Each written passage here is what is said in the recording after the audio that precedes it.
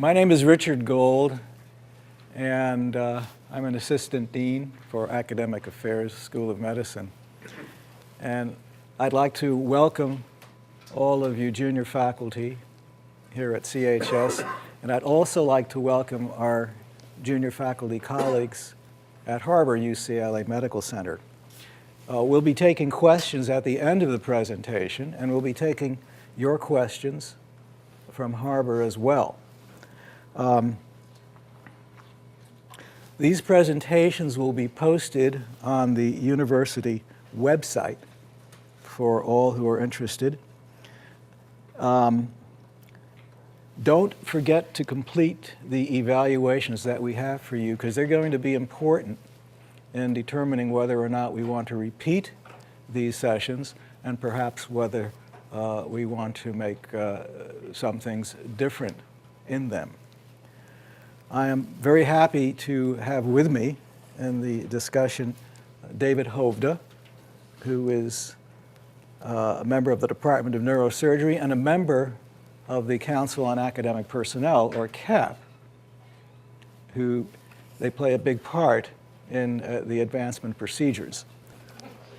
Alistar Cochran is a member of the Department of Pathology and Laboratory Medicine and a member of the Clinical Council on Academic Personnel, which does a lot to evaluate the health sciences clinical professor series. CAP and ClinCap are both advisory to the Vice Chancellor on Academic Personnel, Tom Rice, and he makes the final decisions on many of these academic advancements.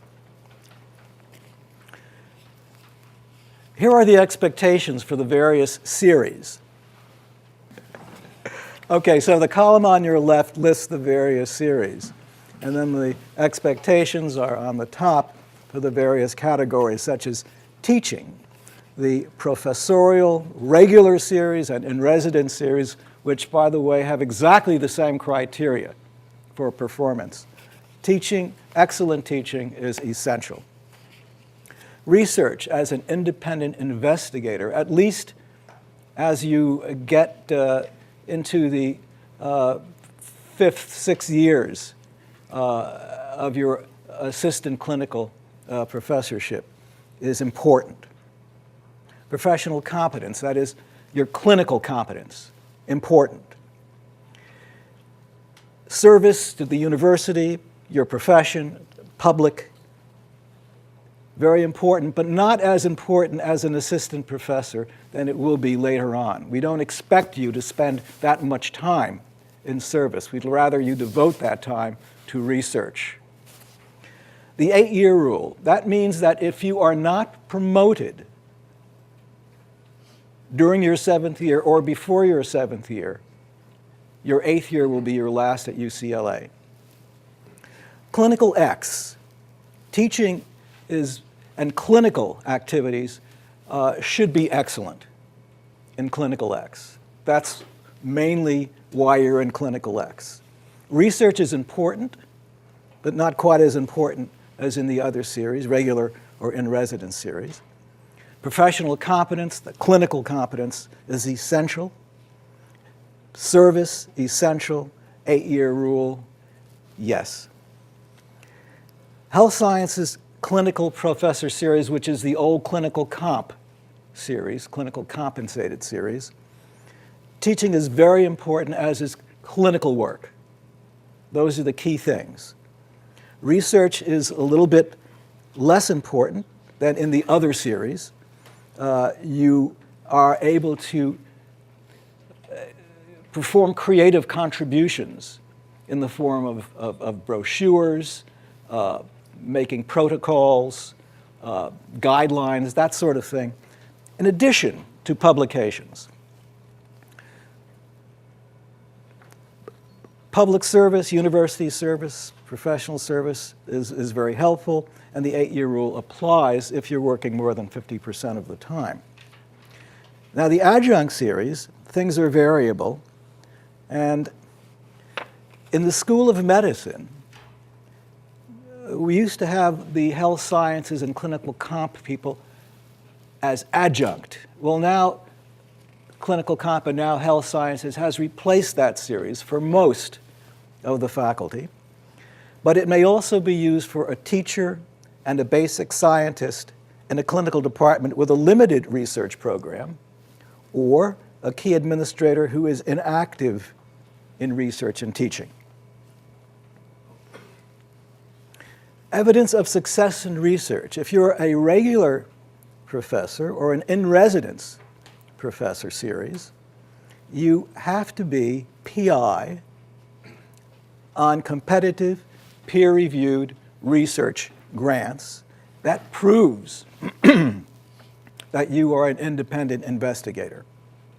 You should be first or senior author of research in peer-reviewed journals, and at least in the later years as an assistant professor, with your mentor's name absent from the list of co-authors. If you supervise the first author of the publication, you should asterisk your name amongst the co-authors and then write a little sentence saying that you supervised the first author. In the Clinical X series, regional and national presentations are important. Authorship of peer-reviewed papers or electronic publications that describe clinical or laboratory investigations, state-of-the-art educational healthcare programs, or other contributions to knowledge or practice. That would be evidence of success in research, or at least creative activity, in the Clinical X series. In the Health Sciences Clinical series, scholarly creative activities. The prospect for advancement is enhanced by such activities, which include authorship in peer-reviewed or non-peer-reviewed research papers or clinical reports, clinical or scientific reviews, books, book chapters, letters to the editor, and editorials. The more peer-reviewed stuff you have, the better it is. Other creative activities can be found in Appendix 8 of the call, and when substantive, when important, they may be sufficient for advancement of candidates in the health sciences series. But I implore you to consider publications, even in non-peer-reviewed journals, as important to gain advancement. Professional competence. In the regular professor or in residence series, leadership in a field as shown by signs of recognition from your peers, letters, or from patients as an outstanding clinician, the development of new approaches or techniques. In the Clinical X series, recognition by peers and patients, leadership in department or hospital, local, regional, and national professional organizations, election to fellowship in those organizations. In the Health Sciences Clinical Professor Series, exemplary professional practice, administrative leadership in department and hospital and in professional organizations, development or supervision of healthcare facilities, development of innovative approaches to patient care, election to fellowship in professional organizations. All those are important. The 8-year limit applies to all of the series. That is, to be employed beyond the 8th year, an assistant professor must be promoted to the associate professor rank during or before the 7th year. When does the 8-year academic clock begin? It begins during the first year of your appointment, the first date of your appointment to the assistant professor rank, and that includes visiting assistant professor while you're waiting for your full appointment to occur. It doesn't take place when you are a clinical instructor, in other words, a fellow, or a researcher, or a visiting researcher. You can take time off the clock without pay and with a corresponding extension of the 8-year limit for primary parental child care, 2 years max, 1 year per child, or for an extended illness. The fourth-year appraisal takes place for every assistant professor, and it alerts him or her to any weakness that, if left uncorrected, might prevent promotion to the associate professorship. And Dr. Hovda will be talking about that in more detail. If you wish to change series from regular or in residence to health sciences clinical professor series after an unfavorable fourth-year appraisal, in other words, an appraisal that signifies that you probably will not be promoted, you have to make that switch no later than the end of your 5th year.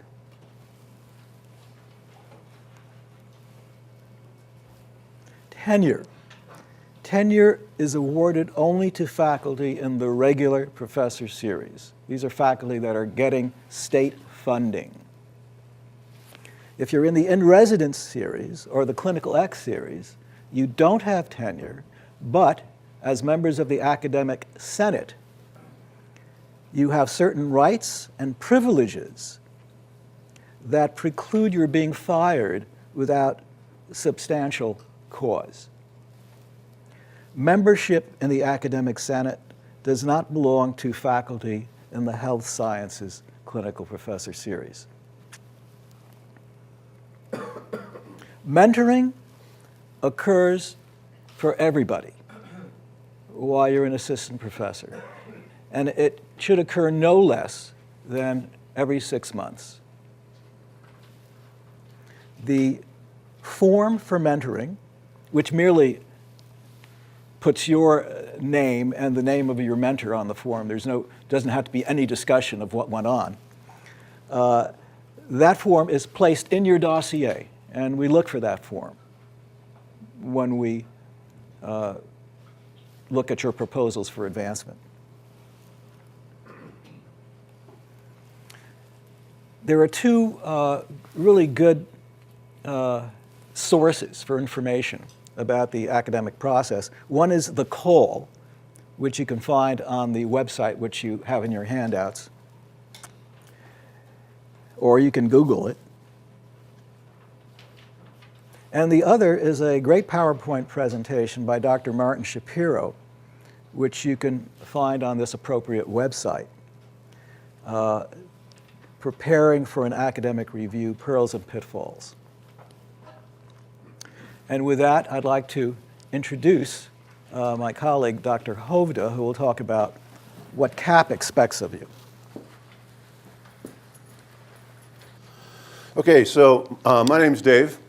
I've been on CAP now for about half a year. It's a 3-year appointment. I'll be happy to tell you and answer any questions you have about CAP and the people that are on it, and what they look like, what they do, what kind of jokes we tell, and how we look at a dossier. These slides I got from Howard Reber, who was the chairman of CAP for a term, and I modified them slightly for this presentation. For academic personnel forms and checklists, these are the things, this is the website that you go to get the right forms that you can type out on. You know, if you get an assignment or a notice that your dossier needs to go up, say, in the next couple of months, and you're frantically trying to put this together, if you can start doing that as you go along your academic career during your first few years, just add to your CV, make your CV the right format, and just add to it every month so you don't miss anything. That way you don't have to come up with this big cram at the end in order to get a dossier ready to go. When you talk about your professional experience in your dossier or in your curriculum vitae, you need to list your position and previous positions, and you list the title, the organization, and the dates. Make sure that this timeline is complete. Make sure that we can tell where you were at what time after you got your degrees. In your personal statement, you can actually explain any gaps there are in this timeline. You can say, listen, I decided to play professional golf for 5 years. or I decided to take a tour of Northern Africa or something like that for a period of time, or I decided to do something else with my career for a period of time, just so that there's a nice linkage for the timeline that CAP can follow. Research, grants, and fellowships that you've received. You need to list the source, the purpose of the grant, the amount, the dates, indicate if you're the principal or co-principal investigator, or what your role was on the application. Were you the physician that provided the patients for the study? Were you the individual that did the statistical analysis? Were you the geek that actually did the pipetting? Or whatever your role actually was. How much % time did you list on this grant? Would you spend 20% of your time on the grant? Did you list 50% of your time? And was the grant peer reviewed? Now, grants that come from National Institutes of Health or NSF are peer reviewed. CAP knows that. But sometimes it's unclear whether it comes from a foundation, if it was awarded from a foundation or a company, off of a contract, or if it actually was a competitive grant. So you might make a note of that to make sure that we get it correct. The bibliography, research papers, these are peer reviewed. If you're not the first author on a manuscript, or you're not the senior author on a manuscript, but primarily for assistant professors it's the first author, it doesn't hurt to just add a sentence after the listing of the manuscript of what your role was in the paper. A good example, and Dean Gold gave an excellent suggestion. I mean, if it was one of your students or one of your residents or one of your fellows who's the first author, just say that. And then it doesn't make any difference where you fall on the authorship list. You'll get credit for that particular type of training and then that particular publication. Your personal statement. Do not underestimate the importance of a personal statement. Do not cut and paste something. Remember your personal statement when you applied to medical school or graduate school? Don't cut and paste that back in. It doesn't look well. Or don't put in a summary statement from your grant application. Craft it. Make sure that you're going to write it for somebody who is not scientifically an expert in your field or medically an expert in your field, but provide enough information that covers all areas that are going to be reviewed: research, teaching, service, and if you're a physician, patient care. What you say in the personal statement should match the parts of the dossier. Don't say something in the personal statement that isn't reflected in the dossier, in terms of list of publications or where you were or what you did. Try to keep it no more than 3 pages if possible. And watch the font. CAP's going to go towards an electronic version over the course of the next few years, and so we can actually manipulate the font. But I can tell you right now, everything now is hard copy. Please don't make these fonts too small because it's really hard for us to get through them. Website at the bottom is a good handout on how you would write or how you would look at a personal statement. Letters of reference. You are asked to, when you come up for promotion, for internal and external letters. You can provide a list for that. That list is called the candidates list. The chair then asks for another list of people. It's very critical that the chairman of your department alone acquire a significant number of outside references to support your dossier. When your letters go into your dossier, at the bottom of the letter it's listed, this is somebody you asked, this is somebody that the chair asked. We don't necessarily say that the ones that you asked don't count, but we want to look to see if somebody who was independently asked for somebody who is an expert in the field across the country or across the globe who knows your work and can actually testify to it. So we already talked to this important website, which is the call. It's a big document. It's not something I would read before I would go to, well, maybe before I go to bed. But I would go ahead and look at the series or the sections that are pertinent to where you are when you come up for promotion. All your equipment's back. Okay. Oh, I can tell that. Yeah. We okay? I want to give the markets and how to grab this one. That's the standard here. I'm not sure. Oh, that's really This is working out really well. So if, for the Department of Neurosurgery, they asked me to put together a one-card outline for success in academia. So just real briefly, if I was going to say how it would work, teaching, Teaching medical students and residents count. You know, I have flashbacks in this room because I used to teach gross anatomy to the medical school. And those are really important. Those evaluations from your residents or for fellows or for students are very important. They must be outstanding. Research, there's no hard number of publications that are required, but the quality of the publications is very important. So now today on CAP, we'll have people with laptops in the review panel when we're looking at somebody's dossier. And if we can't find a manuscript, whether it's a reviewed paper or of a significant journal, it comes up as a red flag. So make sure that it's something that's of quality. Research requirements are less rigorous in the Clinical X and in the Health Science series. My colleague will talk more about that later. But it helps you demonstrate extramural peer review funding. So you'd like to try to get extramural peer review funding. Service, if you're an assistant professor, most departments keep that very low because they want you to establish your research career. Patient care, if you're a physician, must be outstanding. It's quality, not quantity. It's not how much you build. It's not how much you brought into the hospital. It's not that you're making gazillions of dollars for the hospital. It's the quality of the care that you're actually providing. Good advice for assistant professors is the same advice that your grade school first grade teacher gave you. Learn how to work well and play well with others. Know your appointment. If you're an assistant professor, that's the regular track. Whether you're an assistant professor in residence, the assistant professor in the regular track or the assistant professor in residence is the same in terms of how it's evaluated. The only difference is that the assistant regular series has tenure. Adjunct assistant professor and assistant professor of Clinical X and the health science assistant professor all have the same 8-year limit as you've heard before, and they have different terms of how long you can stay at a particular step and how fast you can be accelerated. Associate professor, so now you've been here so many years, you've come up, you've made it to associate professor. If you're in the regular series, you are now tenured. If you're in the in-residence series, or if you're in the adjunct series, or the Clinical X, or the Clinical Professorial series, health sciences, there are terms of limits in terms of how many years you can stay at each step. And then professor level is the same.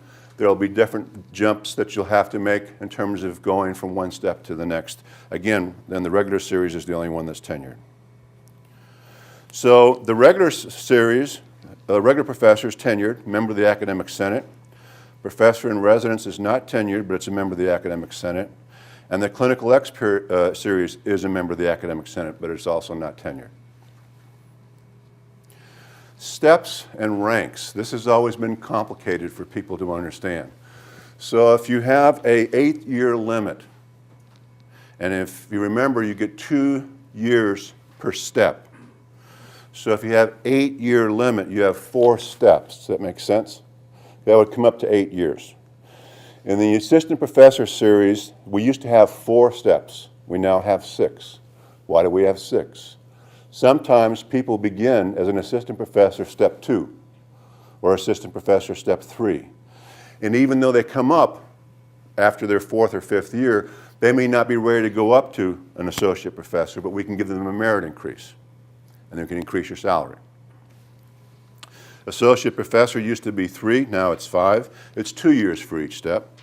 And professor is 3 years for each step, and it goes 1 through 9. After the 9th year, you are what's called above scale, and you become a distinguished professor. What makes the decisions on appointments and promotions? For your initial appointment, for your 4th year review, for promotion to associate professor, to promotion to professor, level of merit increases, this review process is done by the department, and this varies from department to department. Different departments have different procedures in how they've evaluated dossier and how they have their faculty vote. Then it goes to dean, then the University of Committee for, or CAP looks at it, and then there's an advisory committee that goes to the Vice Chancellor for Academic Affairs. The committee that I serve on, CAP, is not the final say. We are an advisory committee, and we provide that advice to the Vice Chancellor on what they should do with a particular action. Who makes the decisions on merit and step increases? Well, step increases, what are 1 through 4 every 2 years, or associate professor 1 to 3, or professor 1 to 5, and then a funny thing happens in the University of California. Professor 6 is a big step and it requires a CAP review. Other than that, all the other merits are just like everything else, and that's reviewed by the department, and it's called a dean's final. There is no involvement of CAP from the university standpoint. What is the council? What is CAP? What is the Council of Academic Personnel? Well, I tell you, it's a real fun committee to serve on if you ever get the opportunity. You get to learn how many bright, brilliant people there are in the university, all the way from history to musicology, anthropology, to mathematics, to linguistics, to medicine, to science, to physiology. Everybody's represented. It has 14 people. Again, it's an advisory component to the Vice Chancellor, and it reviews dossiers for specific actions, which I've told you before: appointments, fourth-year appraisals, appointment to associate or full professor, and then Professor 6. Following a discussion of a dossier, the CAP votes. And what happens is your dossier is presented to the committee by people who are in your field. So a history professor is not going to take your dossier and present it to the committee. It'll be one of us from South Campus who knows medicine or knows science and knows your area. If CAP feels that it can't do an adequate job, we'll have a separate review committee formed and actually to advise us accordingly. It is an extremely fair process. It's taken very seriously. It's an advocacy group for the candidate, and it's an advocacy group for the university. This is a top-notch research institution which has a high caliber from the United States. And CAP wants to hold that caliber of high merit, but it also wants to act as an advocate for your dossier. Final decisions of cases going to CAP is the deans, and for fourth-year appraisals and the vice chancellors for all others. Regular professorial and professor in residence series, the criteria for advancement in the regular and in residence series are identical. There's no difference between the two. None. Have to have patient care, teaching, research, and service. They have to be outstanding in all these characters. Currently there's a bigger effort to be of emphasis on service in some parts, but it's not when you're, as I said before, when you're an assistant professor, we don't watch it as closely as we do for other steps. I'm going to leave the health science clinical professor series to my colleague. The adjunct professor series we've talked a little bit about. It's primarily a research series or a teaching series. Most of us on South Campus use this particular series for Ph.D.s in clinical departments. So they're usually researchers. However, in the call, it's described as a teaching position. So they are expected to teach and to provide guidance to graduate students. It's usually for PhDs. MDs can participate in it, but usually there's a PhD. There's no clinical duties associated with it. Demonstrating excellence of high-quality teaching is essential. I can't tell you the number of dossiers that we've looked at where we have to go back and look at the teaching evaluations and the comments from the medical students, the residents. If you're having bad teaching evaluations, find out why. Get some help and document it. CAP considers teaching awards, peer review evaluations, student, resident, and fellow evaluations, and anything that has to do with a new course design or new teaching techniques that you're using, all in favor of demonstrating your proficiency in teaching at the university. Research and creative work, CAP considers the quantity of publications is important, but it also looks at the quality. So if you're not sure, make sure that you have a good indication of the journals that you're publishing in and what you are publishing. Things like case reports are important, but they will hold a different level of merit compared to a research study which has been done over the course of, say, a whole different paradigm or a different discovery or a different focus of research. So what is a major research publication? It must be peer-reviewed, meaning that it goes out for review, it comes back, and somebody else judges it as having merit. It must be an independent piece of work, not an editorial or book chapter. It must be reputable. The higher the impact factor you can put it in terms of a journal, the better. If you don't know what an impact factor is, Google it, look it up. All the journals will list them. In certain areas of medicine, there are certain subspecialties where you always publish your work. In neurosurgery, it's always the Journal of Neurosurgery or Neurosurgery. Those impact factors are very low in those two journals. It does not count against you because that's particularly where you publish your work, and that's where you're expected to publish it. The number of authors are important, and it depends on the types of study. If it's a big study involving multiple institutions, of course you're going to have lots of authors. If it's a focal study out of a particular lab, you may want to keep those authors to a minimum. No honorary authorship should be on the paper. Only be an author on papers that you work on. No abstracts, no opinions. You go to a meeting, proceedings for a meeting are not a peer-reviewed paper. Case reports, as I said, are important, but they're not valued as high. Professional competence, this has to do with your activity, your professional activity, and this varies between whether you are a scientist, or a Ph.D. person, or a clinical person. So a Ph.D. person, you may be more involved in societies or in terms of reviews or NIH reviews. For clinical activities, you may be involved in your societies in terms of leadership. So the development of a focus of a clinical interest is important. Is there evidence of a new program? Are you the chief of a clinical effort? Do you give invited talks in a specific field? Regional or national recognition, if you're on a panel or a committee or elected to an office, is very important. If a colleague of you invites you to give a talk at the University of Kentucky and it has you as a visiting professor, list it on your dossier as a visiting professor. Public service, the UCLA department or divisional committees are important. Academic Senate service is important for those people who are members of the Academic Senate. Local, regional, or national offices on committees. Editorial positions. When you're asked to review a manuscript for a journal, list the journals that you have actually provided reviews for in terms of manuscript. That's considered a service. Fourth year appraisal. This happens during the fourth year of when you start your academic clock.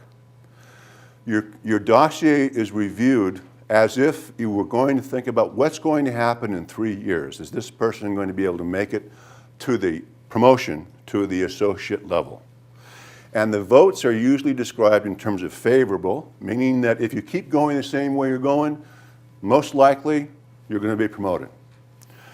With reservations means that there's a weakness someplace. It could be teaching evaluations. It could be number of publications. Very rarely is it the amount of service at the assistant professor level. Or it could be a bad letter or an evaluation that came in from somewhere. Unfavorable means that we've got real problems. And then a vote is taken on whether you are terminated at that point or whether you're allowed to proceed to try to correct those problems. And you'll be given whether you're favorable with reservations or unfavorable at that time. The most common reasons for less than favorable or insufficient academic productivity, meaning generally not enough publications, poor teaching evaluations, or problems with collegiality. There are problems in the dossier from some committee or from somebody that's written something that's put in your dossier.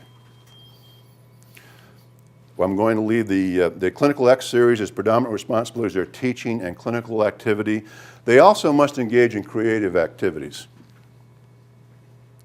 I'm going to leave the Health Science Clinical Professor series to my colleague. Just a couple quick notes on accelerations.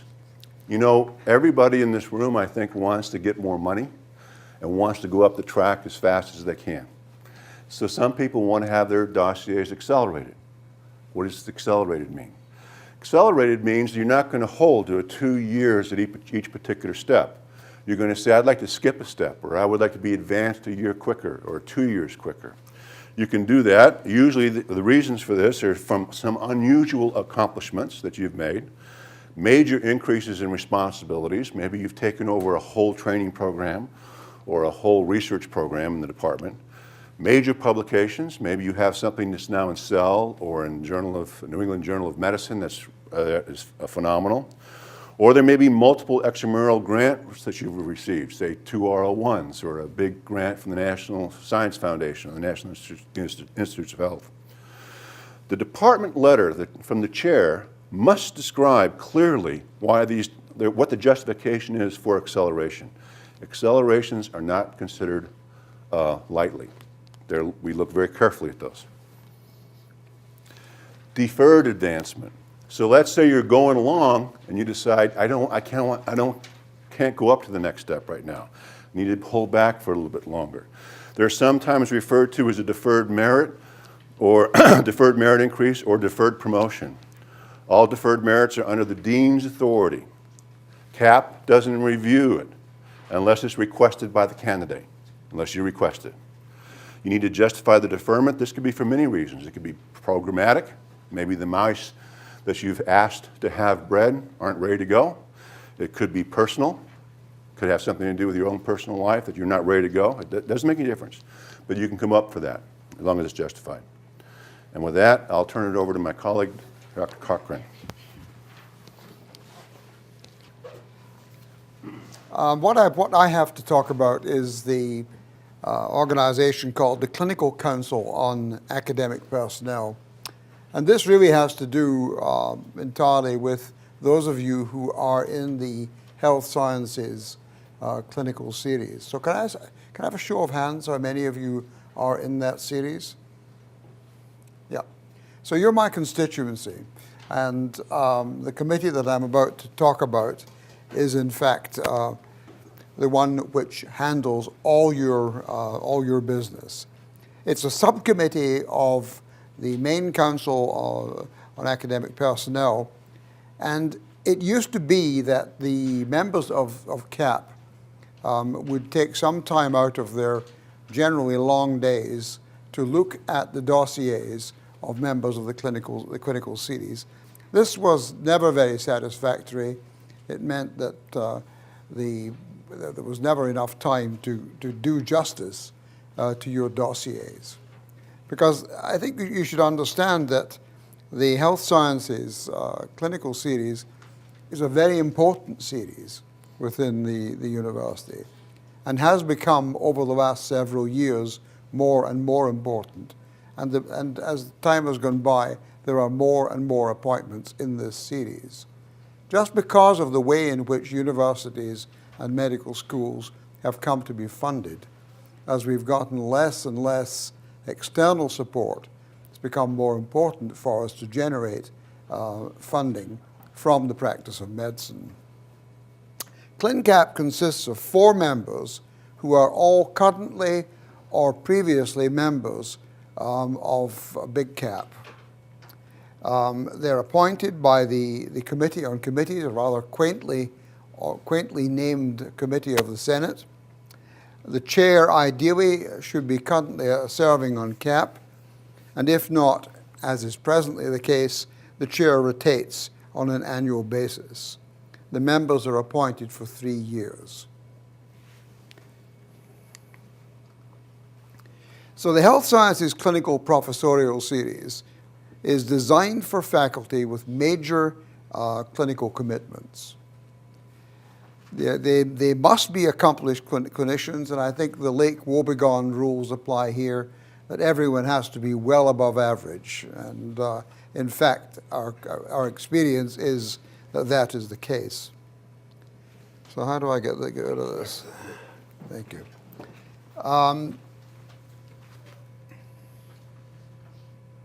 Thanks. Sure. You need to be well respected as a teacher. There's no point in your being in the university if you're not a teacher. The word professor implies teaching. So you need to pay attention to how your teaching is being received. There is always some degree of grade inflation in these matters, but you really need to have a good and high level of score in these assessments.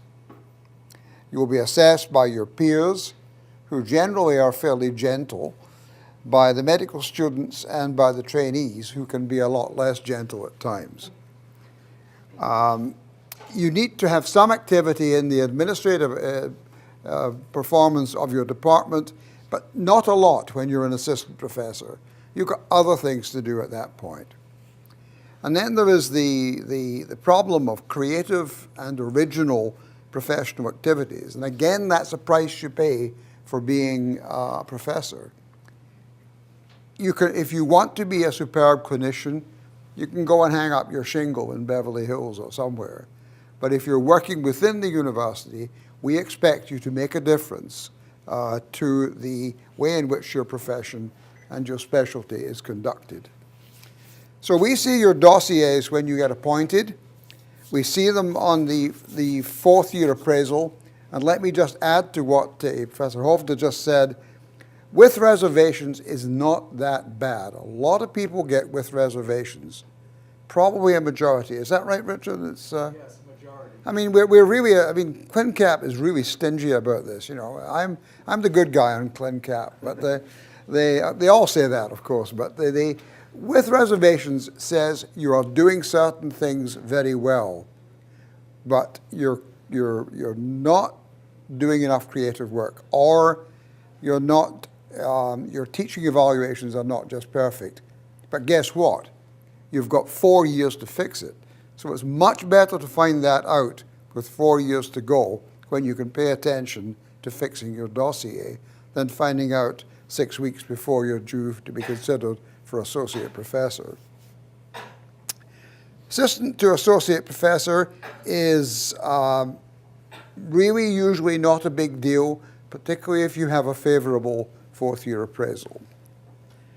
And then we don't see you for a while, then we see you when you come up to be full professor.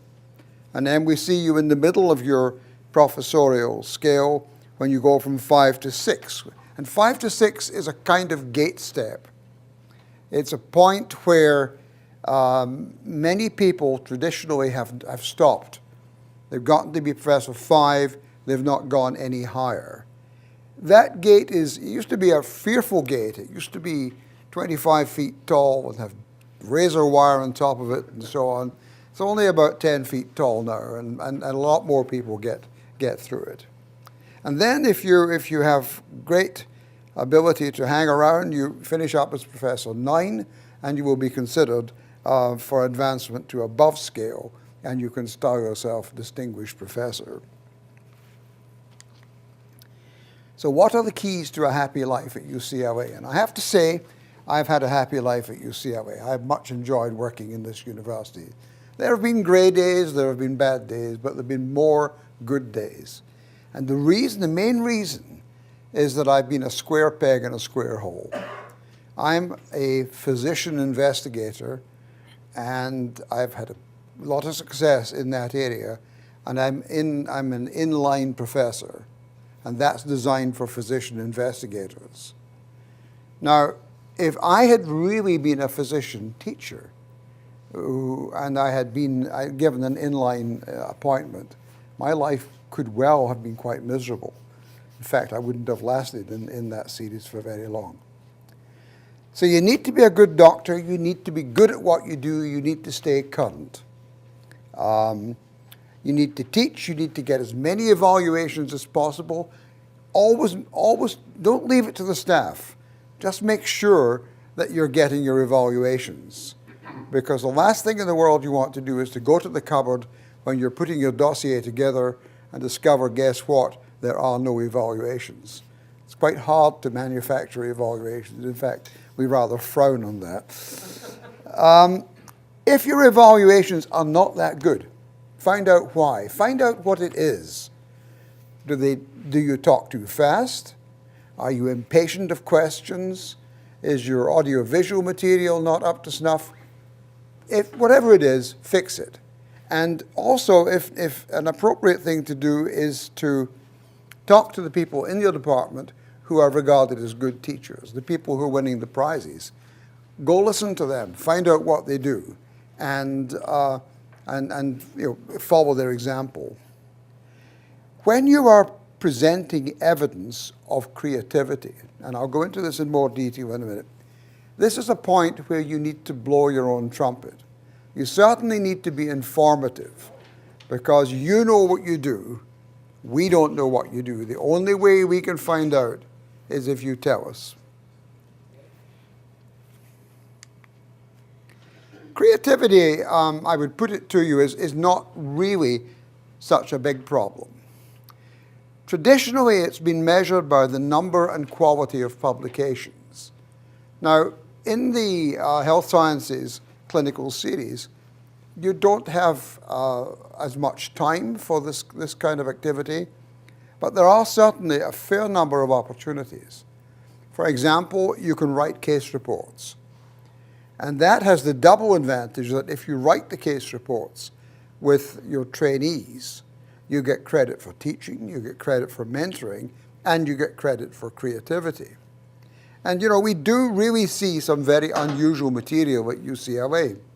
So there is a lot of opportunity for putting together a case report. If you put a case report and you go to your national meeting and you present it as a poster, talk to the people who come to your poster, and within a very short period of time, you can find 6 other cases. And then you have a series, and a series is much more important than a case report. So these are opportunities that are out there, and all you have to do is take advantage of them. By the nature of the university, we are all experts in something.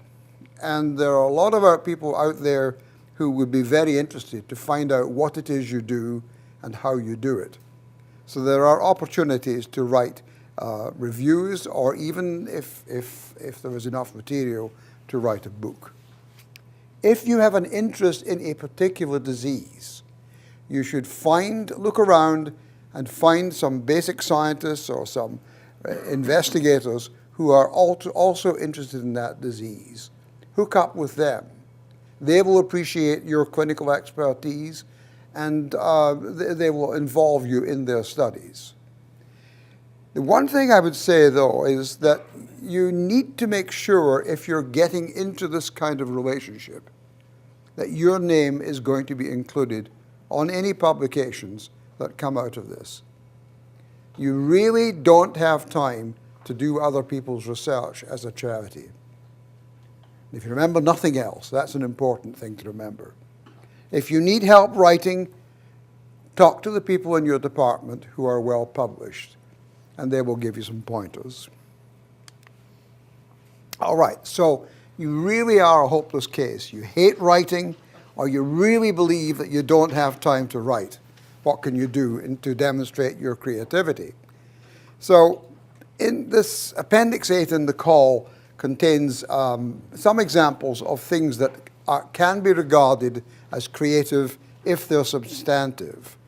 Now, these would be creative contributions to administrative, educational, or patient care activities. So the boss says to you, look, we're not very happy with the way the fracture clinic's working. Would you have a look at it and see what we can do to make it better?